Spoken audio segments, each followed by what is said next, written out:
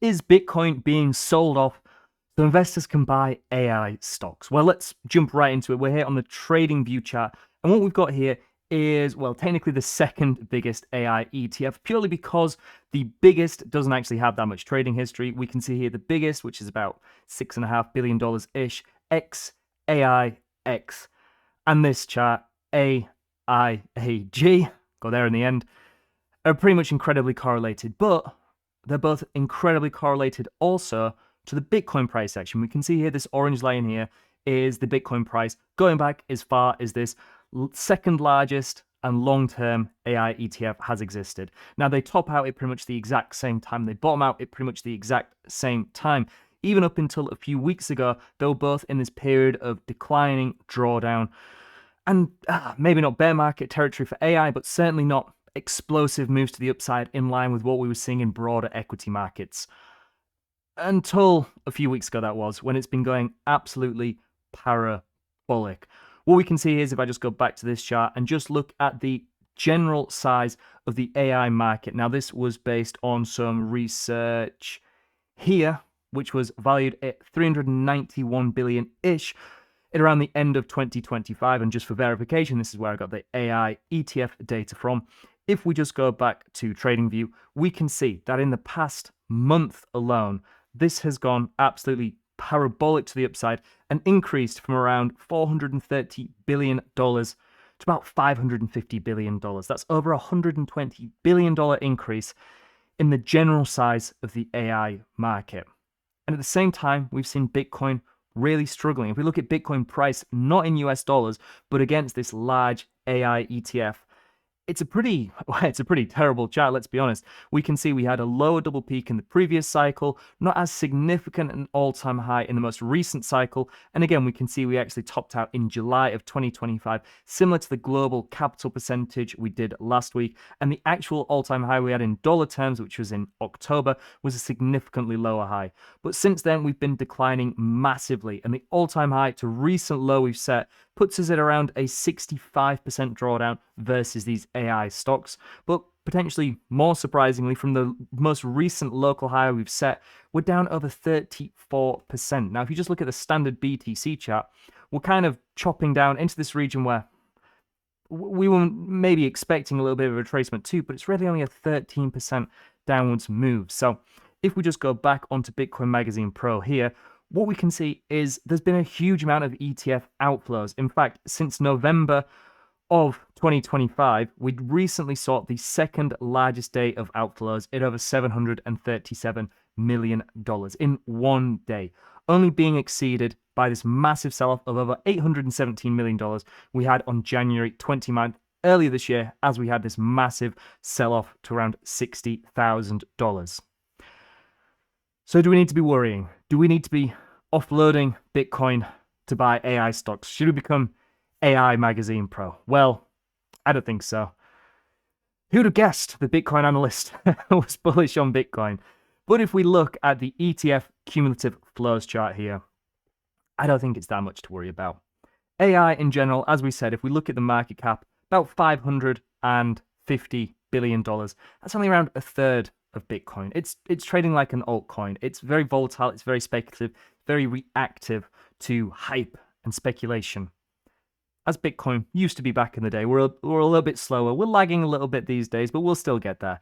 If we look at the cumulative ETF flows, we can see that the recent high we had was pretty much the all-time high we had in cumulative flows, the net holdings of these ETFs. And recently, since about the start of May, it's dropped from around 700, and we'll round up 750,000 to around 693,000. So just over a 50,000 Bitcoin sell-off, which in a month is pretty stark. I mean, that's billions of dollars. But again, if we go to the 28-day average, we can see when we do see such sustained outflows from these ETFs, it's really marked pretty good accumulation opportunities. If I just grab up this tool here, we can see any time these ETF holders have been selling rampantly it's not been the worst accumulation opportunity. Maybe this would be the one with the asterisk next to it just before we had this big drop towards $60,000. But since then, when we had these big outflows, it did mark the low, and recently we've come into negative territory again.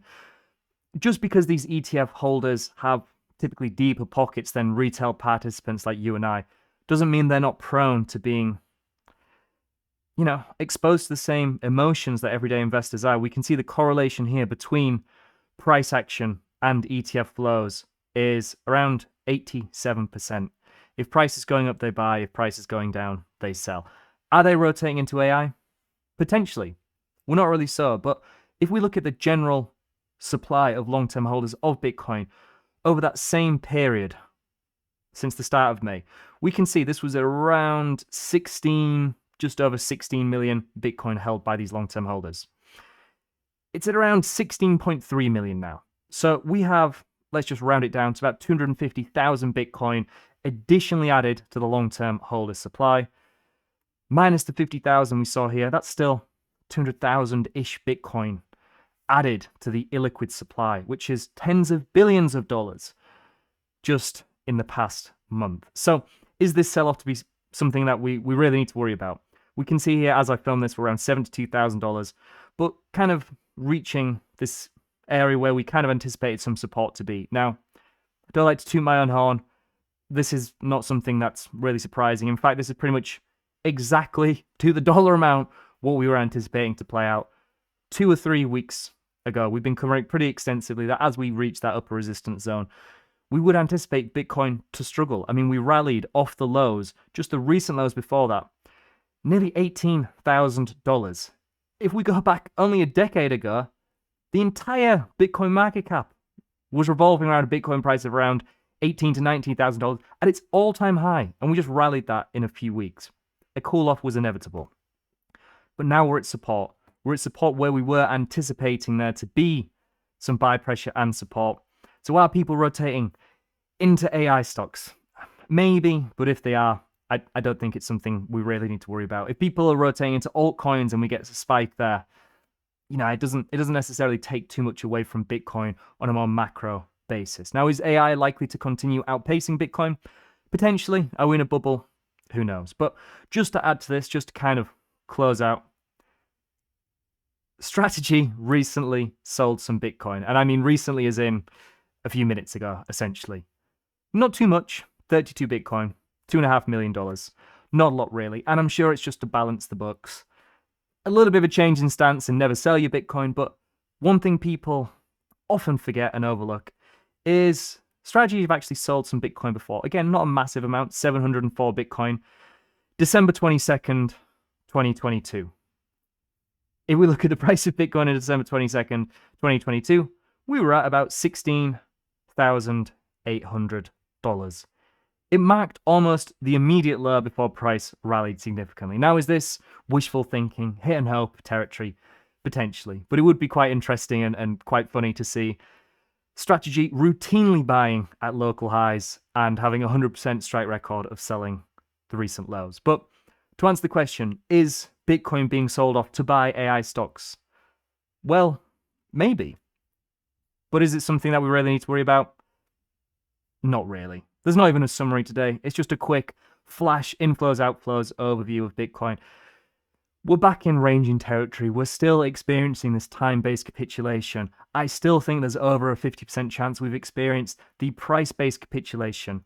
Now, does that mean we can't go lower than where we are today? Probably not. But if we look at where the 200 weekly moving average is, it's now surpassed that low that we set just a few months ago. This is just the closing price. The actual low is around $59,000 to $60,000, and the 200 weekly moving average has surpassed this. I think anywhere around this kind of $70,000 level to around potentially double bottom at 60K is just unbelievable accumulation opportunity. And if we look at the price right now, about $72,000, let's say around 15% lower would get us to that double bottom territory around 60K. Now, sure, we might go down another 5, 10%. Are you really going to penny pinch over a couple percent where if you're watching this, you probably have some long-term belief in Bitcoin?